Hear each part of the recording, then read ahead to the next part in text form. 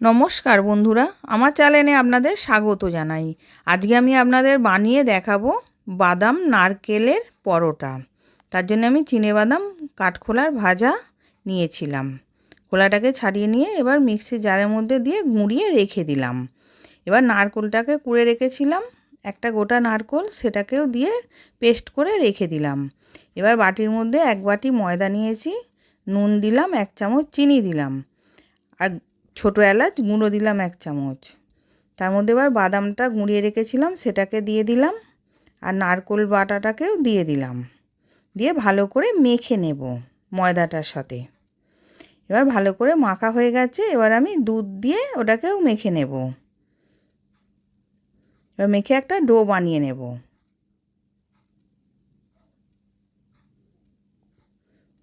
এবার মেখে একটা ডো বানিয়ে নিয়েছি। এবার 5 মিনিট আমি চাপা দিয়ে রেখে দেব।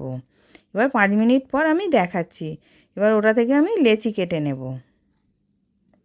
খুব বড়ও করব না, খুব ছোটও করব না। এবার লেচি কাটা হয়ে গেছে।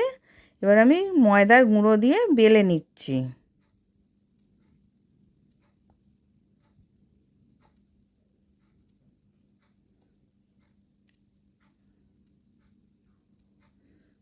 এবার বেলা হয়ে গেছে, আবার একটা ওরম করে ময়দার গুঁড়ো নিয়ে আবার বেলে নিচ্ছি।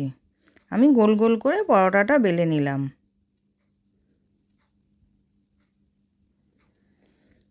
এবার সবগুলো বেলা হয়ে গেছে। এবার গ্যাসের মধ্যে কড়া বসিয়েছিলাম, ওর মধ্যে 1 চামচ আমি ঘি দিয়ে দিলাম।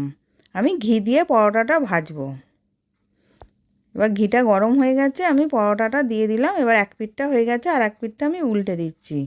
বেশ লাল লাল করে খাস্তা হবে ওরকম করে ভাজবো। ভেজে তুলে নিলাম।